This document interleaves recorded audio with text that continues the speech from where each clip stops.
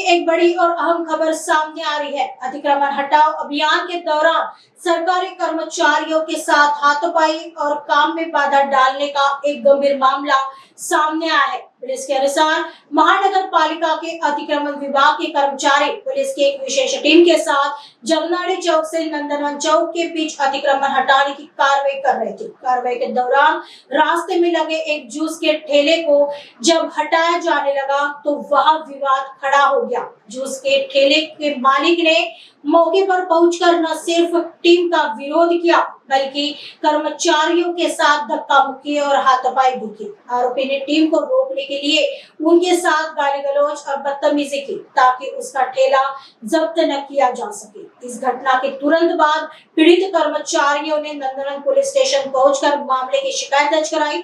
Police ने त्वरित कार्रवाई करते हुए आरोपी के खिलाफ सरकारी काम में बाधा डालने और अन्य संबंधित धाराओं के तहत मामला दर्ज कर लिया है। प्रशासन ने साफ कर दिया है कि शहर को अतिक्रमण मुक्त बनाने की यह मुहिम आगे भी जारी रहेगी और व्यवधान डालने वालों पर कड़ी कानूनी कार्रवाई की जाएगी।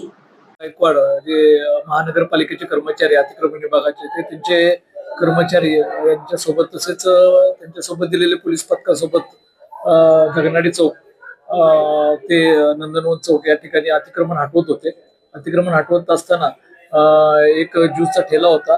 तो ज्यूसचा ठेला हटवत असताना त्या ज्यूस ठेल्याचा जो मालक होता तो त्या ठिकाणी आला व त्याने यांना धक्काबुक्की केली व सदरचा ठेला घेऊन जाऊ नये यासाठी प्रतिकार केला आणि त्यामध्ये त्यांना शिवीगाळ व दमदाटी केली। त्या अनुषंगाने ते पोलीस स्टेशनला फिर्याद देण्याकरता आले होते। त्या अनुषंगाने यामध्ये गुन्हा दाखल करण्यात आलेला आहे। यामध्ये सरकारी कामामध्ये अडथळा करणे कलम 132, 352, 115(2) या अनुषंगाने गुन्हा दाखल करण्यात आलेला आहे।